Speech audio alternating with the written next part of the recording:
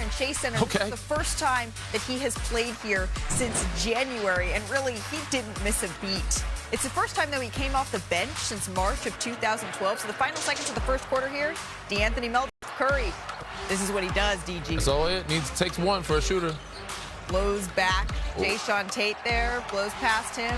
Little wheeling and dealing, dicing him up. And the smile. The third quarter, Aaron Holiday swings it to Kevin Durant. He knows these nets. He's getting his. He's comfortable at home. And then Curry blowing past his former teammate. Come here, KD. It's the burst. Gets it over Alperen Şengün. Show him the shoulders. Taking that one off. Show him the shoulders. The fourth quarter, though, 2 minutes to go. The Rockets, they built a big lead. They gave it up, so we are in clutch time. Usually that's not their strong suit, but here we go. Durant keeping the Rockets in the driver's seat here. And then a few plays later, Draymond Green finds Steph Curry. Just a little miscommunication there on defense, and he lays it up and in. He took a little contact on that one, but there wasn't a call. And then Durant finds Şengün. They did call this on Draymond, and he had a couple of things to say about that. Nice play call there from Ime Udoka, though. And then Curry. We'll give and go. Get it back. On fire and letting the home crowd know. 16 seconds left here. Houston trails by 1. Durant gets it back to Şengün, who lays it up and in. So the Warriors, they got one more chance here. This is when you want to have the ball in his hands. I think this is why they didn't call a timeout, because you wanted to get it to Steph. No good. The Rockets spoil Curry's return with a 1-point win here, and this is so important for Houston in the standings. But with the loss here, the Warriors basically, they can finish no higher than 9th in the West. And to do that, they're going to have to win out, and they also need the Clippers or the Trailblazers to lose out. Otherwise, they're looking at needing 2 road wins just to get out of the play-in and into the 8th seed. But, Danny, I was impressed. The movement here of Steph Curry after missing so much time away, what stood out to you? I mean, that second quarter, again, when you come back from an injury, it takes time to slow the game down. And it usually doesn't happen in the first game that you come back. For him, it looked like he had been doing some scrimmaging. Like, he looked like he was healthy. He got it back and slowed the game down. You see here in this transition, he's coming down. Him stopping on a dime and pulling up shows me that those legs are pretty sprightly. You know, like, he's able to do that. Again, he gets a switch here on a big, not even a big, kind of a mini big, but he's able to slice and dice, stop on a dime, change directions, get to the paint, get to the floaters, layups and finishes. That's when I'm like, all right, he's looking good. Right here, this is when I'm like, oh, he's back. He got KD in a switch somehow. He gets the switch screen right here with Gary Payton. The second, gets some little dicing, hesitation, gets to the paint, got KD, lost a little bit, floater, contact, N1, give him a little shoulder shimmy. You know, like, he's in rhythm right now. So to see that happen that quickly is like, you know, he's obviously 37, 38 now, unbelievable, but it showed me that he had been taking his rehab very seriously and that he had been getting some scrimmage. And I don't know where and how and what group he's been playing with, but he's doing it at a very good level right now. Danny, he got 2 scrimmages in last week.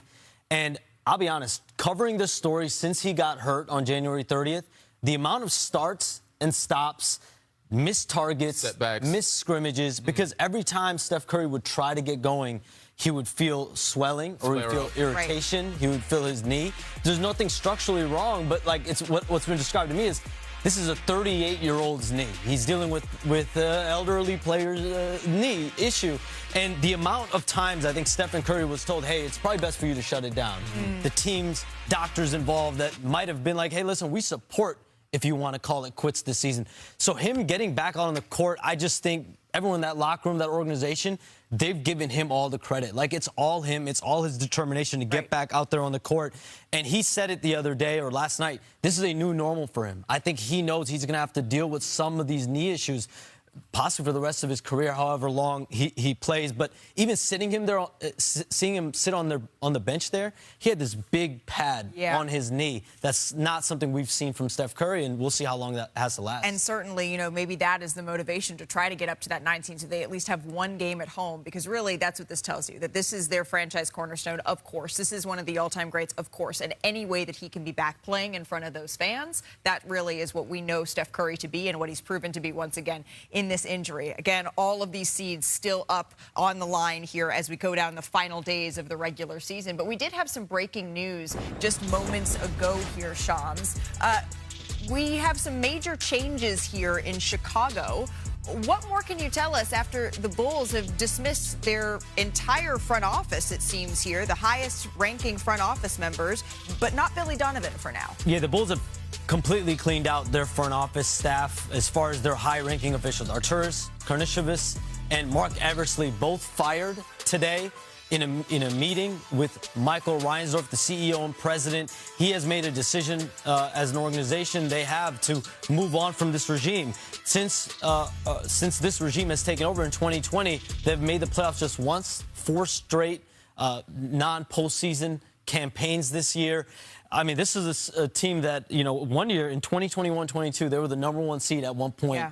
In the Eastern Conference. Yeah, Lonzo Ball, DeMar DeRozan, Zach LaVine, then completely ravaged with injuries, starting with Lonzo Ball.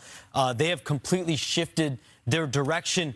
Billy Donovan, though, is still there as head coach. My understanding is the Bulls want to keep him as long as he wants to be there in Chicago. Their #1 priority after the season ends.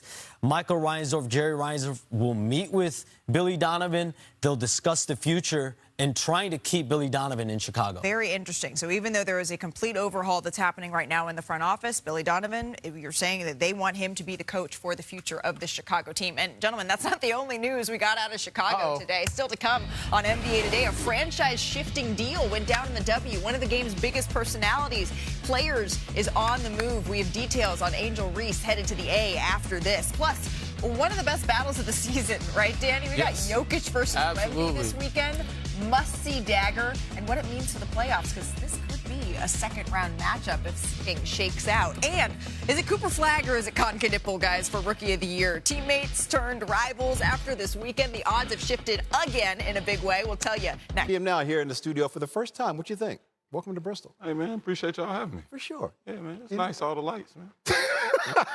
Real nice. There are a few. Yes, Real there are. nice. All right, what did you make of Steph's performance last night, his first game back? I thought it was great. Just seeing him get out there, get his rhythm, his first time coming off the bench. But I got to see him test his knee out, and that's what I wanted to see. I told everybody I wouldn't know if he was ready until he get the shimmy in. Now, when that light-skinned man get the shimmy in, he feeling good. That's true. Anytime Steph is in that feel-good state, you see him just open up. The three-point line opens up. He's getting to the basket. He's trying to finish. He's doing little things to kind of let his guys know, hey, man, I'm still here. We can still make things happen in the play-in. I don't know what they can do after that.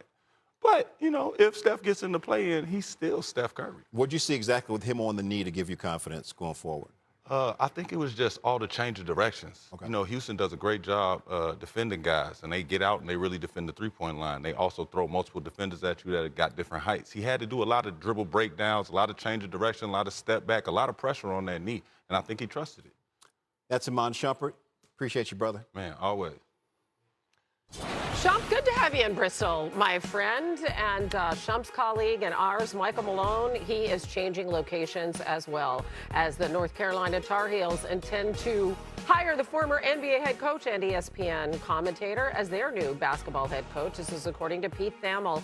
Malone most recently, as you know, coached the Nuggets, led them to their only NBA title in 2023 season, replaces Hubert Davis, who was fired after 5 seasons. And as you can see from all of the names there, big departure from the way that they have done business in the past. For many, many decades, it has been Carolina men. He becomes the first head coach since Frank McGuire, hired all the way back in 1952, to be hired without previous ties to the North Carolina program, although his daughter attends Carolina and plays volleyball. So